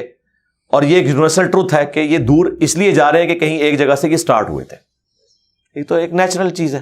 اچھا، انہوں نے کہا کہ اگر ہم ٹائم کو ریورس کریں اور ایسے پوائنٹ پہ پہنچیں کہ جہاں سے یہ چیز سٹارٹ ہوئی تھی، تو اس کو سائنٹسٹ نے نام دیا کہ وہ ایک ایسا پوائنٹ تھا کہ جس کی ڈینسٹی انفینٹ تھی، نہ ختم ہونے والی، اور والیوم 0 تھا. والیوم 0 ہے اور ڈینسٹی انفینٹ ہے. اٹ مینس کریشن ایکس نہیں لو، عدم محض سے وجود، کچھ نہیں تھا تو یہ ہو گیا. اور پھر وہ کہتے ہیں کہ یہ جو بگ بینگ ہوا ہے، اس بگ بینگ کے بعد اگر ایک سیکنڈ کے ٹریلین حصے کے اندر بھی ذرا سی ڈسٹربنس آتی تو یہ کائنات وجود میں نہیں آ سکتی تھی. اور یہ تو صرف وجود میں آنے کی بات ہے. پھر جو billions of fine tunings planet earth کے اوپر موجود ہیں، ہر سیارے کے اعتبار سے ہیں، زمین کا سورج سے فاصلہ، پھر ان کی گریویٹیشنل فورس، ان کی موومنٹ، سپیڈ، یہ تو ایک پوری ایک سمجھ لیں ایک ایسی فیلڈ ہے جس میں انسان جا کے گم ہو جاتا ہے. ان ساری چیزوں کو کنسیڈر کر کے اسٹیڈی اسٹیٹ کائنات کی تھیوری تو ہوگی ختم اور بگ بینگ ہوگی اسٹیبلش. اب یہ تو ثابت ہو گیا کہ کریشن ایکس نہیں لو ہوئی ہے، یعنی انسان یا کائنات یہ پیدا ہوئے ہیں. پرابلم تب تھی آپ کے لیے جب آپ یہ مانتے کہ یہ بھی ہمیشہ سے ہیں، ہمیشہ سے انسان پیدا ہو رہے ہیں اور دوسرا اینڈ کوئی نہیں ہے. یہ تو مسئلہ حل کر دیا آپ کا سائنس نے. ان کا نہیں، کریشن تو ہوئی ہے. اب اس کا کریٹر ہے یا نہیں ہے، اس کے اوپر وہ آ کے بات کرتے ہیں. اب یہ جو فائن ٹیوننگز ہیں، ان کو سمجھنے کے لیے اتنے دماغ کی ضرورت ہے، اتنے برینز کی ضرورت ہے. ڈی این اے کی اسٹرکچر کو سمجھنے کے لیے، اس ہارمونی کو سمجھنے کے لیے، بنانے کے لیے نہیں سرکار. اتنے برینز لگ جائیں. آج تک ہم ڈسکوریز ہی کر رہے ہیں. یہ جتنے ہم چیزیں دریافت کرتے ہیں نا، وہ ہم قانون قدرت دریافت کرتے ہیں. یعنی اگر ہم نے یہ چیز ایکسپلور کر لی ہے کہ سورج مشرق سے نکلتا ہے، مغرب میں غروب ہوتا ہے ود رسپیکٹ ٹو زمین، ویسے تو غروب ہوتا ہی نہیں ہے نا، نکلتا ہے. تو یہ ایک فزیکل فینومینا ہے جو ہم نے ڈسکور کیا ہے. اس فینومینا نے سورج کو پیدا نہیں کیا. یہ کریٹر آف سن تو نہیں ہے. یہ اگر آپ کو پتا چل گیا، انڈے میں سے چوزا نکلتا ہے اور چوزا اتنے عرصے کے لیے انڈے کو آپ گرمائش میں رکھتے ہیں 22 دن کے لیے مرغی کے نیچے یا کسی مشین میں. تو اس انفارمیشن نے چوزے کو پیدا نہیں کیا، بلکہ یہ چوزے کے پیدا ہونے کے بارے میں انفارمیشن ہے. آپ اس کے اندر مزید چلے جائیں، جتنا ڈیپ ڈگ کرتے جائیں، الٹیمیٹلی آپ کی ایک انفارمیشن ایڈ ہوگی. یہ نہیں ہوگا کہ آپ کو یہ پتا چل جائے کہ اس نے پیدا کیا. وہ تو مرغی کو خود نہیں پتا جو پیدا کرنے والی ہے. کروکوڈائل کو، ایلیفینٹ کو یہ پتہ ہی نہیں میرے اندر کیا کیا کوالٹیز ہیں. جس کو یہ پتہ ہی نہیں میرے اندر کیا کوالٹیز ہیں، انسان کو نہیں پتا ابھی تک میرے اندر کیا کوالٹیز ہیں. یہ تو بھی سائنس تھوڑا بہت آپ کو ایکسپلور کر رہی ہے. تو کریٹر تو ہم ان کوالٹیز کے ہے ہی نہیں ہے. اور پھر پیچھے ایک برین اس اعتبار سے ہے کہ وہ ایک آرگنائز طریقے سے، اور یہ بھی چیز ڈیفینیٹلی فیزیبلٹی کے تحت آپ سمجھیں میتھمیٹکس میں اسٹیبلش ہو چکی ہے کہ یہ پورے ایک آرگنائز طریقے سے جو چیز چل رہی ہوتی ہے اس کے پیچھے ایک برین ضرور ہوتا ہے. برین کے بغیر یہ کوئی ڈیزائن کر نہیں سکتا. فزکس کا سیکنڈ آف تھرمو ڈائنامکس جو ہے کہ انٹروپی یا تو کانسٹنٹ رہتی ہے یا انکریز کرتی ہے، یعنی ڈس آرڈر. خدا نہ خواستہ یہاں پہ دھماکہ ہو جائے تو ہر چیز بکھر جائے گی. اس کے بعد دنیا کا کوئی دھماکہ دوبارہ اس کو اس حالت میں ارینج نہیں کر سکتا. اس کو کہتے ہیں انٹروپی، کہ کہیں پہ بگاڑ آتا ہے تو وہ بڑھتا ہے. یہ ہو سکتا ہے کہ مزید آپ لوگ لائیں تو یہ بگاڑ اور بڑھتا جائے، یا جتنا ہے اتنا ہی رہے. واپس آرگنائز نہیں ہو سکتا جب تک کہ دوبارہ سے انٹروین کر کے آپ یہ کرنا. جس طرح وہ زیارت میں انہوں نے محمد علی جناح کے وہ سارے وہ میوزیم تباہ کر دیا تھا دہشت گردوں نے، تو دوبارہ سے انہوں نے بنایا. تو خود بخود تو نہیں بنا، دھماکے کے بعد تو سب کچھ خود بخود پھیل گیا تھا، لیکن دوبارہ اس جگہ پہ لانے کے لیے آپ کو بجٹ لگا ہے, برین لگا ہے, ایفرٹ پٹ کی ہیں, پھر جا کے وہ آرگنائز ہوا ہے. تو اس کا مطلب ہے آرڈر بنانے کے لیے برین چاہیے ہوتا ہے, ڈس آرڈر کے لیے کوئی مسئلہ نہیں, اور ڈس آرڈر کے بعد دوبارہ آرڈر بن جائے اس کے لیے برین چاہیے. سرکار یہ کون سا ڈس آرڈر ہے, یہ کون سا بگ بینگ ہے؟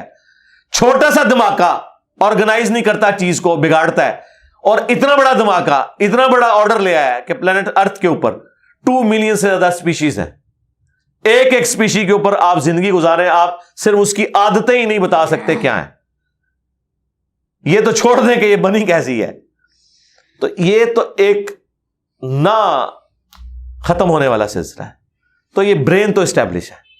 اب اگلا سٹیپ یہ ہے کہ یہ جو برین ہے, وہ رچرڈ ڈاکنز بھی کہتا ہے نا دا گاڈ ڈیلوژن میں, جب فریڈ ہائل کا جملہ اسے کوٹ کیا گیا نا, فریڈ ہائل ایک بہت بڑا سمجھے فلاسفر بھی تھا, سائنٹسٹ بھی تھا. اس نے کہا تھا کہ انسان کا بن جانا خود بخود یہ اسی طرح کا فینومینا ہے, یہ اس سے بڑھ کر کمپلیکس فینومینا ہے کہ کوئی شخص یہ کلیم کرے کہ کوئی ہوائی جھکڑ ٹورنیڈو چلا اور اس نے کوڑے کباڑ کے ڈھیر سے مٹیریل اٹھایا اور ایک بوئنگ 747 تیار کر دیا. یہ دنیا کا کوئی پاگل بیوقوف آدمی بھی یہ بات نہیں مانے گا. اس کو چھوڑ دے, ایک بال پوائنٹ بننے کو کوئی نہیں مانے گا.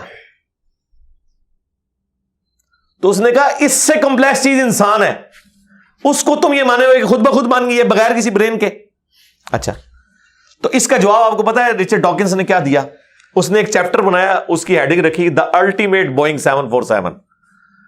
اس نے کہا پھر سب سے بڑا بوئنگ 747 تو گاڈ ہے. آپ یہ کہہ رہے ہو کہ انسان اتنا کمپلیکس ہے کہ خود بن نہیں سکتا کسی کے بنائے بغیر, تو جو اس کو بنانے والا ہے وہ تو اس سے زیادہ کمپلیکس ہے, وہ تو الٹیمیٹ بوئنگ 747 ہے.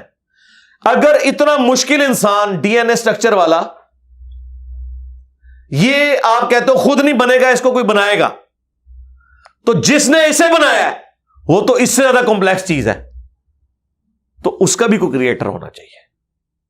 تو ہم نے کیا کہا تھا, رکو ذرا صبر کرو, for the sake of argument ہم تمہاری بات کے ساتھ ایگری کرتے ہیں, لیکن آگے چل.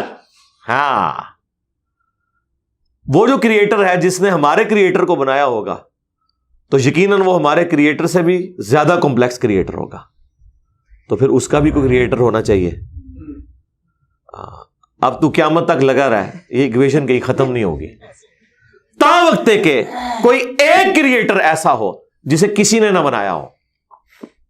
تو وہی تو ہے لم یلد ولم یولد. سورہ اخلاص میں ہی تو ڈیفینیشن ہے, لم یلد ولم یولد. سرکار یہ آپ کو میتھ سمجھا سکتی ہے, یہ آپ کو فزکس سمجھا سکتی ہے, یہ کتنی بڑی ڈیفینیشن ہے. ہم نے بچپن میں ایسے ہی یاد کر لیا کہ نہ اس کا کوئی باپ ہے نہ کوئی بیٹا, نہ یہ تو ہم ایک اخلاقی سے ترجمہ کر رہے ہیں نا. تو ایکچوئل ترجمہ ہے کہ نہ وہ خود کسی سے نکلا ہے نہ اس سے کوئی نکلا ہے, وہ ہمیشہ سے ہے. اس لیے بخاری مسلم میں حدیث ہے کہ تمہارے پاس شیطان آتا ہے نا تو کہتا ہے پہاڑوں کو کس نے بنایا؟ تم کہتے ہو اللہ نے. پوچھتا ہے درختوں کو کس نے بنایا؟ کہتا ہے اللہ نے. تم کہتے ہو اس کو جواب کے طور پر جب وہ سوال پوچھتا ہے, پھر مختلف سوال کرتا ہے, تم اللہ کہتے ہو, اینڈ پہ وہ کہتا ہے اللہ کو کس نے بنایا؟ اب تم نے کہنا ہے پھر اس پہ قل هو اللہ احد اللہ الصمد لم یلد ولم یولد ولم یکن لہ کفوا احد. ذرا نبی علیہ السلام تو اتنا ہی کہہ سکتے تھے نا, آپ کو اللہ تعالیٰ نے ہماری ہدایت کا امام بنایا, ٹھیک ہے. لیکن بعد میں جب یہ میتھمیٹیکل ایکویشنز, سائنٹیفک ڈسکوریز اور یہ یونیورسل ٹروتھ انسانوں کو اللہ تعالیٰ نے دریافت کروائے ہیں, تو اب ہم بڑی آسانی سے اس کو مزید ایکسپلین کر سکتے ہیں کہ اگر کوئی کریٹر کا کریٹر ہے تو اس کا بھی کوئی کریٹر ہوگا. اور یوں یہ ایک سمجھ لے نہ ختم ہونے والا سلسلہ شروع ہو جائے گا. یہ آپ کو اچھا, اب آپ سوچ رہے ہو کہ یہ کیوں ماننا پڑے گا کہ کوئی ایک ایسا ہونا چاہیے کہ جس کا, یہ اس لیے ماننا پڑے گا کہ دوسری طرف ایکویشن جو ہے وہ فزیکلی میرے سامنے موجود ہے کہ میں ہوں, کریشن موجود ہے. اگر ایک تھیوری ہوتی نا کہ نہ کریشن ہوتی نہ کریٹر تو ہمیں کوئی چیز مجبور نہیں کرتی تھی. اب ہماری مجبوری یہ ہے کہ کائنات ہمارے سامنے ہے, ہم زندہ مخلوق ہیں, ہم سب کچھ دیکھ رہے ہیں, کریٹڈ چیزیں موجود ہیں, تو دوسرے اینگل پہ ہمیں جانا پڑے گا اور الٹیمیٹلی کسی ایک کریٹر پہ رکنا پڑے گا, کوئی کریٹر نہ ہو اس کا. اس لیے میں نے اپنی ویڈیوز میں بارہا کہا ہے, اگر آپ مجھ سے پوچھیں کہ اللہ تعالیٰ کی کون سی ایسی کوالٹی ہے جو امیجنیشن سے باہر ہے, جس کی آپ کو مثال بھی نہیں بیان کر سکتے. دیکھیں, اگر اللہ تعالیٰ کہتا ہے میں سنتا ہوں دیکھتا ہوں, تو ہم اس کا ایک دھندلا تصور لا سکتے ہیں کہ میں بھی سنتا ہوں اور دیکھتا ہوں, اگرچہ میرا ادھار کا ہے, اللہ کا ذاتی ہے, میرا لمیٹڈ ہے, اللہ کا ان لمیٹڈ ہے, میرا ڈپینڈنٹ ہے, اللہ کا انڈیپینڈنٹ ہے. ہر چیز کو آپ امیجن کر سکتے ہیں, لیکن اللہ کی جو یہ کوالٹی ہے کہ وہ ہمیشہ سے ہے, کبھی کوئی وقت ایسا نہیں تھا کہ وہ نہیں تھا. یہ ایک ایسا اندھا کنواں ہے, یہ وہ کانسیپٹ ہے کہ جس میں آپ غرق بھی ہو جائیں آپ کو اس کا کوئی سرا نہیں پکڑائی دے گا. ٹھیک ہے, اور یہ اللہ کی ایسی کوالٹی ہے. بہرحال یہ کوالٹی تو ہم اللہ کے ساتھ شیئر نہیں کر سکتے, لیکن جو اس کی دوسری کوالٹی ہے کہ وہ ہمیشہ کے لیے ہے, اس نے دیکھیں آپ کو شیئر کر لیا اپنے ساتھ, خالق اور مخلوق کے فرق کے ساتھ ہمیشہ کی زندگی اس نے جنت میں آپ کا مقدر کر دی ہے. یعنی وہ کوالٹی تو شیئر نہیں ہو سکتی کہ ہمیشہ سے ہو, لیکن ہمیشہ کے لیے ہو, یہ اس نے آپ کو دے دی ہے. دیکھیں, یہ وہ کنسپٹ ہے جس کے بعد آپ اللہ سے محبت کریں کہ دیکھیں وہ اکیلا تھا, اس نے اپنے ساتھ آپ کو شریک کر لیا, اس اعتبار سے کہ خالق اور مخلوق کا فرق تو ہے, لیکن اس نے دیکھیں آپ کو کیا کیا نعمتیں جنت میں دینی ہے. آپ خواہش کریں گے وہ چیز آپ کے سامنے آ جائے گی. اسی کے لیے میں نے وہ منی گاڈ کی ٹرم ڈیوائز کی تھی خالق اور مخلوق کے ساتھ سمجھانے کے لیے. اپنا تو انہوں نے وحدت الوجود ڈیوائز کیا, جبکہ وجود تو اللہ کے علاوہ بھی موجود ہے, لیکن ہم نے کبھی ان کو نہیں کہا آپ کافر ہو. یہ ایکسپلینیشن دیتے ہیں وحدت الوجود سے مراد یہ ہے کہ حقیقی وجود ایک ہے, باقی اسی نے پیدا کیا. حالانکہ ان کا یہ نظریہ نہیں ہے, یہ کہتے ہیں باقی بھی اسی کا حصہ ہیں. ہم کہتے ہیں نہیں, چلو ٹھیک ہے, ہم بدگمانی نہیں کرتے. وحدت الوجود کا کانسیپٹ ہم نے کفر و شرک ان کے کہنے کے اوپر نہیں مانا, حالانکہ ہم لگا سکتے تھے فتویٰ, کیونکہ جب کوئی اپنی ایکسپلینیشن دے دیتا ہے پیچھے فتویٰ نہیں رہتا. لیکن انہوں نے ہمارے اوپر فتوے لگائے, یہ ہو گیا وہ ہو گیا, اور پھر دیکھیں وہ مفتی سعید صاحب نے بھی کہہ دیا بھائیا سب کی اپنی چھوٹی چھوٹی خدائیاں ہوں گی. ہاں آیا نا پھر. اور اب سے اس سے بڑی بات یہ کہتے ہیں یہ جی وہ جنت میں تو آپ دعا کریں گے تو آپ کو ملے گا, خواہش اور کن فیکون نہیں ہوگا. سرکار خواہش ہی ہے, اور آپ تو بات ہی نہ کریں, آپ تو اپنے بابوں کے لیے دنیا میں یہ کہتے ہیں نگاہ مار کے کر دیتا, تسی دنیا نگاہ مار کے کر دو دعا بغیر. کبھی آیا کہ عبد القادر جانی نے دعا کی تو مردہ زندہ ہو گیا؟ کہا نہیں, کیا اٹھ کن فیکون, تسی دنیا چ منے بیٹھے ہوئے ہو, سانو جنت بھی کن فیکون کے اوپر تم جو ہے وہ کہتے ہو کہ یہ شرک کر رہے ہیں. تمہارے سارے بابوں کے بارے میں تم یہ دنیا میں شرک مانے ہوئے ہو, جو ہے ہی سب کچھ جھوٹ ہے. ہم تو آخرت بتا رہے ہیں کن فیکون اس اعتبار سے کہ آپ کی خواہش کے بعد وہ چیز آپ کے سامنے آ جائے گی. چاہیں تو اشاروں سے اپنے کایا ہی پلٹ دیں دنیا کی. ہاں یہ حال ہے خدمت گاروں کا, سرکار کا عالم کیا ہوگا, اشاروں سے, دعاؤں سے نہیں. تو سانو کہتا نہیں جنت کی دعا تو بعد ملے گا, اشارے نہ کچھ نہیں ملے گا. تو اسی دنیا جی اپنی جہنم بنائی ہوئی ہے اس طرح سے عقیدے رکھ کے, اور جو ایکچوئل ہے وہ تو ہے انشاءاللہ تعالی. ہاں شاید آپ کے لیے اور آپ جن کو مانتے ہیں ان کے لیے نہ ہو, اس لیے آپ ماننے کے لیے تیار نہیں ہے.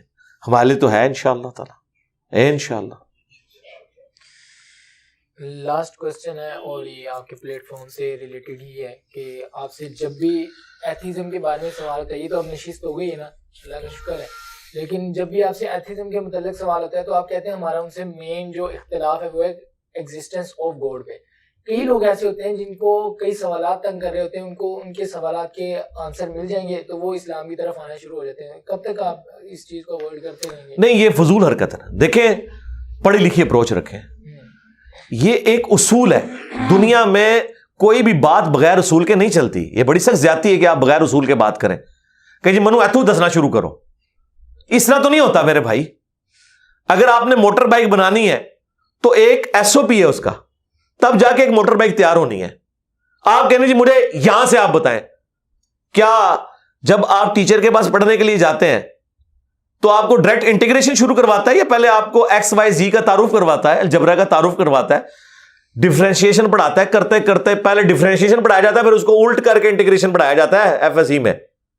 آپ جا کے نہیں منو انٹیگریشن تو پڑھاؤ, تو اس کو بتایا جائے گا کہ ادھر ہم بعد میں پہنچیں گے, کیونکہ ہم انٹیگریشن کا مقدمہ جس بنیاد کے اوپر کھڑے کیے ہوئے ہیں اس کا سٹارٹ الجبرا سے ہوتا ہے, ایکس وائی زی سے ہوتا ہے, کچھ یونیورسل ٹروتھ سے ہوتا ہے, کچھ ایسے ویریبلز ہیں جن کو آپ نے کنسیڈر کرنا ہے تو یہاں تک پہنچیں گے.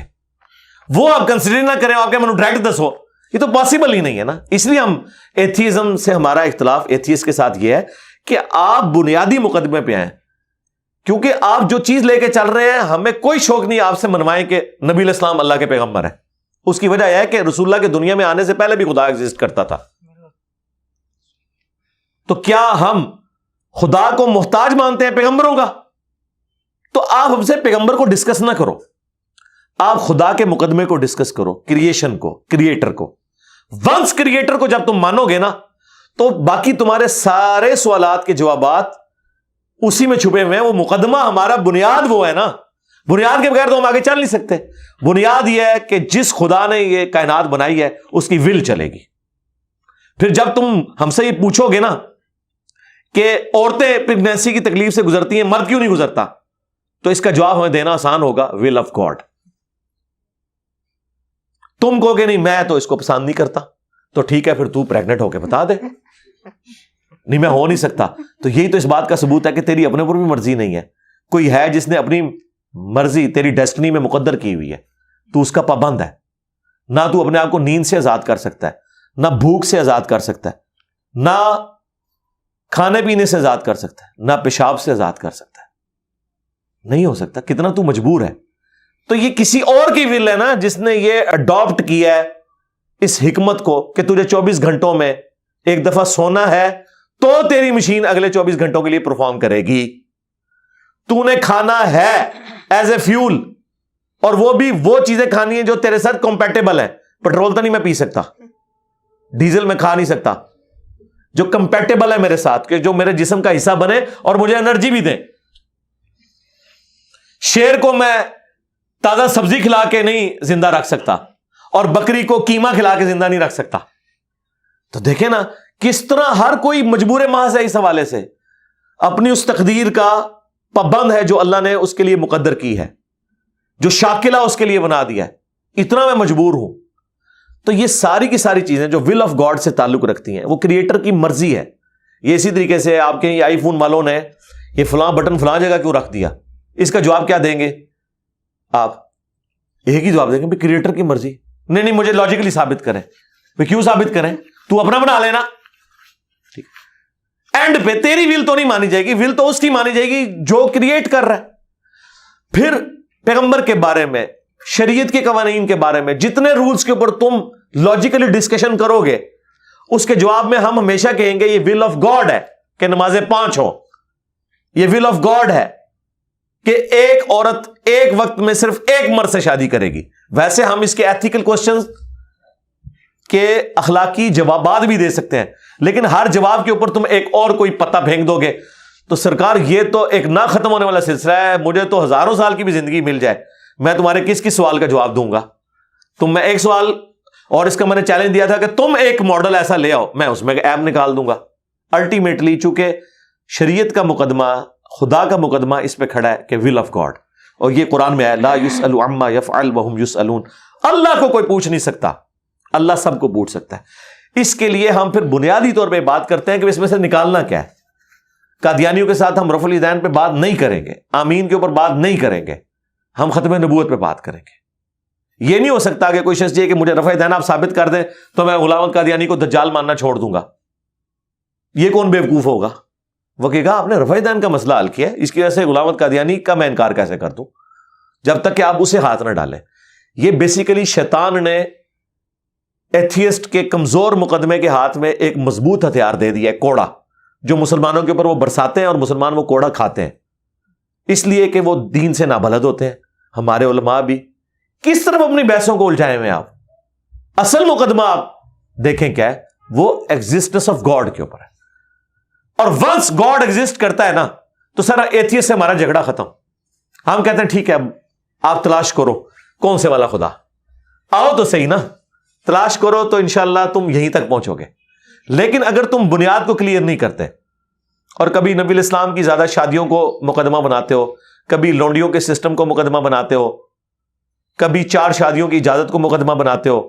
سرکار یہ تو میں 1 لاکھ آپ کو اسلام کے خلاف میں مقدمات آپ کو قائم کر کے دے دوں گا، لیکن وہ میرے ذہن سے ہوں گے نا، مجھے وہ رائٹ ہی نہیں پہنچتا کہ میں اس کے اوپر ایک ہنگامہ کھڑا کر دوں. یہ تو اسی طریقے سے آپ کہیں گے یوٹیوب والوں نے یہ بٹن فلاں جگہ پہ کیوں لگا دیا، اس کا جواب کیا ہے؟ میں قرآن و حدیث سے ثابت کروں گا یا فزکس کے کسی قانون کے تحت ثابت کروں گا؟ میں یہ کہوں گا ول آف یوٹیوب. تو دنیا میں یہ اسٹیبلش قانون ہے، اس قانون کو کون چیلنج کر سکتا ہے؟ یہ 2+2=4 ہے.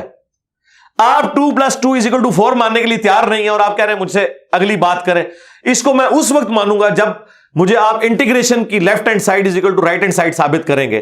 میں کہوں گا کہ مامو پارٹی، ادھر جی مامو پارٹی ہے نا، کہ جب تم بنیاد ہی نہیں مان رہا، تجھے میں میتھمیٹکس کہاں سے سمجھاؤں جب تک تجھے کانسیپٹ کلیئر نہیں ہوگا. تو اس لیے دنیا میں بھی قانون مانا جاتا ہے کہ آپ نے ایک بنیاد کھڑی کرنی ہوتی ہے، اس کے اوپر عمارت کھڑی ہوتی ہے. آپ آخری منزل پہ پہلے نہیں پہنچ جاتے اور یہ بحث کو الجھاتے ہیں اور اس کے اوپر آپ لاجکس تلاش کرتے رہتے ہیں. اسی میں آپ پوری زندگی، یہ تو اسی طریقے سے ہے کہ ایک شخص موٹر بائک خریدے اور پھر کہے کہ میں نے یہ نیت کی ہے کہ جب میرا موٹر بائک پنکچر ہوگا تو اس میں پنکچر میں خود لگاؤں گا اور اس کے لیے جو ربڑ ہے اس کا ربڑ پلانٹ کا پودا میں خود اپنے گھر میں اگاؤں گا.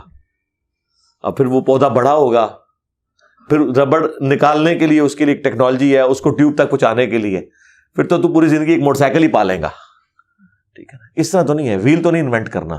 جو اسٹیبلش قوانین ہے آپ نے اس سے آگے چلنا ہے. یہ ہو گیا، اب آگے چلنا ہے. جب آپ آگے چلیں گے تو پھر آپ کو آہستہ آہستہ ساری چیزیں سمجھ آئیں گی. پھر بھی جو انریزالوڈ چیزیں ہیں، سب سے بڑی انریزالوڈ چیز تو یہ کہ اللہ نے اپنے آپ کو پردے میں رکھا ہوا ہے. سورہ الشعراء کے سٹارٹ میں ہے کہ ہم چاہیں تو آسمان سے ایک ایسی نشانی نازل کریں کہ سب کے سب لوگ ایمان لے آئیں. تو ہو سکتا ہے ایتھیسٹ کہیں گے ہاں جی ایسا ہو جائے تو میں بھی مان لوں گا، لیکن اللہ کہہ رہا ہے نہیں ہوگا. جب ایسا کریں گے تو کہیں گے ہماری آنکھوں پہ جادو کر دیا گیا. یہ حقیقت بات ہے. مجھے بتائیں، جب موسیٰ علیہ السلام نے جادوگروں کے مقابلے پہ عصا پھینکا، ان کی رسیاں تو صرف آنکھوں کو نظر آ رہی تھی سانپ، انہوں نے کوئی چیز وہاں سے کھائی بھی نہیں ہے، وہ کھا پی سکتی بھی نہیں تھی کیونکہ نظروں کا دھوکہ تھا.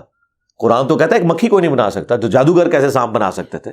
کچھ نہیں تھا بنایا، وہ سیمز لائک دیٹ تھا. لیکن موسیٰ علیہ السلام نے جو کچھ کیا تھا وہ سیمز لائک دیٹ نہیں تھا. وہ اجدہا بنا، فزیکلی اس کو کھا گیا. فزیکلی کسی چیز کو ریموو کرنا سیمز لائک دیٹ نہیں ہوتا. وہ ڈیوڈ کاپر فیلڈ کی ویڈیوز میں ہوتا ہے کہ اسٹیچو آف لبرٹی غائب ہو گیا، کیونکہ ویڈیو میں غائب کیا ہوتا ہے، ایکچولی وہیں پہ ہوتا ہے. ٹرین کا ڈبہ بھی وہیں پہ ہوتا ہے، جہاز بھی وہیں کھڑا ہوتا ہے اور دیواریں چین بھی وہیں پہ ہی ہوتی ہے. وہ کیمرے کے کمال سے دکھا رہے ہوتے ہیں کہ گزر گیا، حالانکہ گزرا نہیں ہوتا، فزیکلی تو نہیں گزرا ہوتا، لیکن یہ تو فزیکلی لوگوں نے دیکھا، کیمرے سے نہیں. اسی وجہ سے جادوگروں کو پتا چل گیا کہ بھئی یہ چیز کچھ اور ہے. قرآن میں گرا دیے گئے سارے جادوگر سجدے میں. الفاظ جو عربی کے استعمال ہوئے وہ یہ گرا دیے گئے، یعنی وہ انانٹینشنلی، ان کے پاس کوئی چارہ ہی نہیں تھا کہ نہیں یہ جادو نہیں ہو سکتا، سجدے میں. اچھا اب مجھے بتائیں، وہ تو سجدے میں گر پڑے، ان کی بنیاد پہ جو کافر کھڑے تھے انہیں تو پہلے سجدے میں گرنا چاہیے تھا کہ یار اب یہ ہمارے گرو ہی گر پڑے ہیں، لیکن وہ وہیں کھڑے رہے. الٹا انہوں نے کہا تمہیں بھی تم لوگ، یہ تمہارا بڑا ہے، اس نے تمہیں یہ جادو سکھایا. فوراً ہی پینترا بدل دیا، یعنی یو ٹرن لے لیا. پہلے کوئی اور بات تھی، اب کوئی اور بات کر دی، فوراً یو ٹرن لے لیا. یہ اس وجہ سے پھر اس طرح ہدایت تو نہیں ملتی. یہی کچھ ایتھیسٹ کرتے ہیں، آپ ایک مسئلہ حل کرتے ہیں وہ یو ٹرن لے کے دوسری طرف آ جاتے ہیں. اس لیے ہم نے کہا یہ بنیادی چیز، اور یہ کوئی دین کی خدمت، اس کا یہ قطر مقصد نہیں ہے کہ ہم کو جواب نہیں دے سکتے. ٹھیک ہے، میں بھی بڑی چرب زبانی کے ساتھ ایکویشنیں جوڑ کے وی لاگز بنا سکتا ہوں، لیکن اس میں سے نکلے گا کچھ نہیں، کیونکہ جب میں بنا کے سائڈ پہ ہوں گا 50 سوالات اس کے اوپر وہ اور کھڑے کر دیں گے، 100 سوالات میں خود کھڑا کر دوں گا اس کے اوپر، تو اینڈ رزلٹ ہی نہیں ہے. یہ خام خواہ علمی شہوت ہے. ہمارے پاس تو اتنا ٹائم نہیں کہ علمی شہوت اس طرح لوگوں کی پوری کریں. ٹھیک ہے، جو جائز طریقہ ہے ہم اسی طریقے سے ہی کریں گے. ٹھیک ہے، جو قرآن و سنت کے دلائل ہیں وہ پیش کریں گے، عقلی دلائل پیش کریں گے، اور بنیادی مقدمہ اس کو کلیریفائی کریں گے. ٹھیک ہو گیا؟ صلو علی محمد وعلی محمد، اللہم صلی علی محمد وعلی آل محمد واصحاب محمد وازواج محمد اجمعین الی یوم الدین آمین.